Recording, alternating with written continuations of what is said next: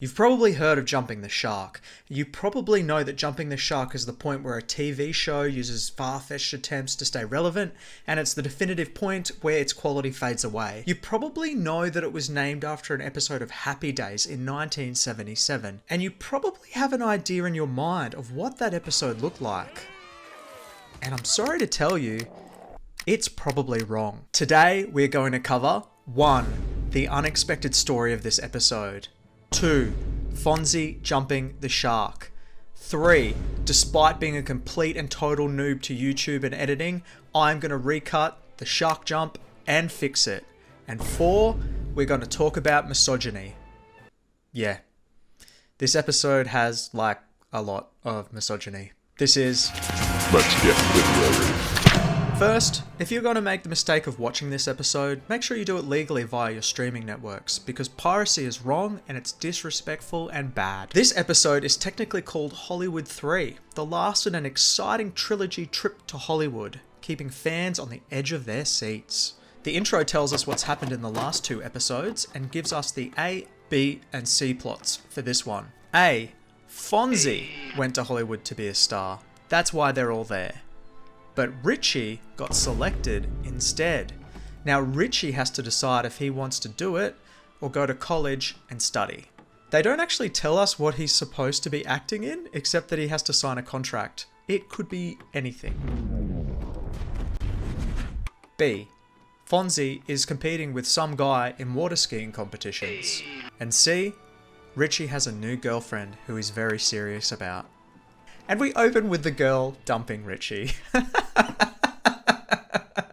I shouldn't laugh. But she's saying, it's not you, it's me. Already this episode starts to get really weird. Richie never speaks of her again and forgets about her completely and immediately. According to Happy Days, I suppose relationships are just transactional affairs. Also, Richie's lack of empathy tells us something really important about him. Richie is a psychopath. So there goes our C story. And we completely forget about the A story, the actual important point of the 3-episode arc. Instead, let's worry about water skiing. And for a fun drinking game, do a shot whenever someone says, jump the shark. No, listen, Fonzie's gonna jump over a shark.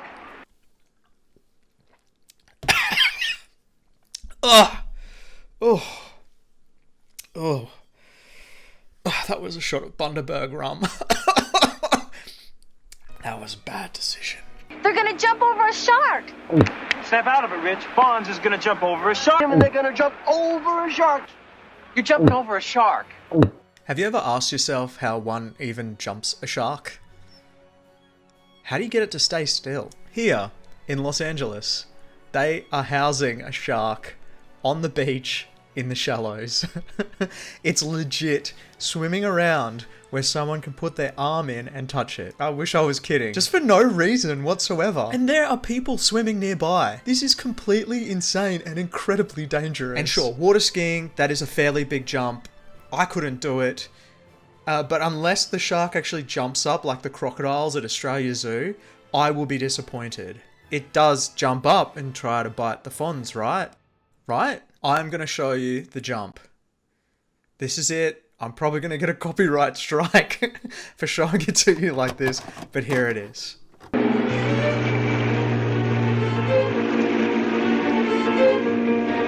he goes.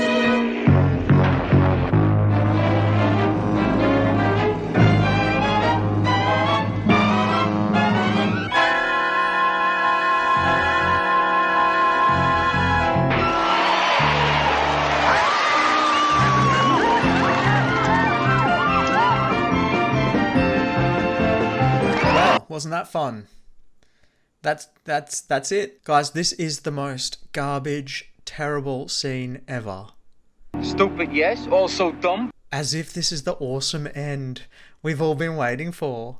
And there's only 2 shots. You couldn't give us some different camera angles. You couldn't give us some actual stakes. I have made a grand total of 3 videos in my illustrious YouTube career. And I know that I can do a better job than this. So by the time you watch this, you will see my attempt to improve on jumping the shark. Here you go.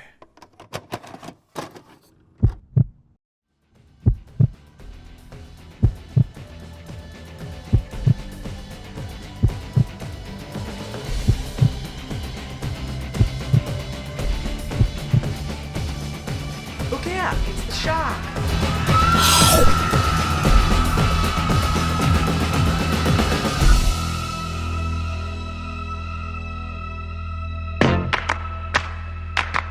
Goodbye gray sky, hello blue. There's nothing can hold me when I hold you. It feels so right, it can't be wrong. Rocking and rolling all week long. See? I told you. Much better. Much better. If you worked on the production team of Happy Days in 1977, I will catch you outside, bro.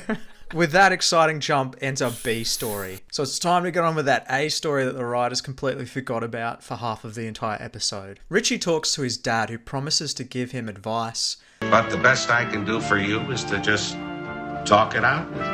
Then literally just gets up and walks away. I'm not joking. He literally gets applauded as he walks off screen, but he doesn't do anything.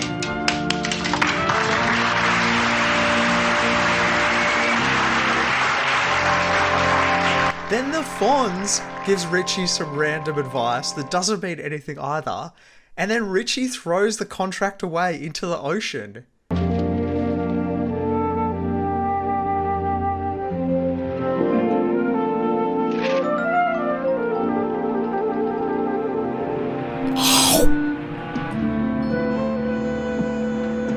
That's your decision, huh?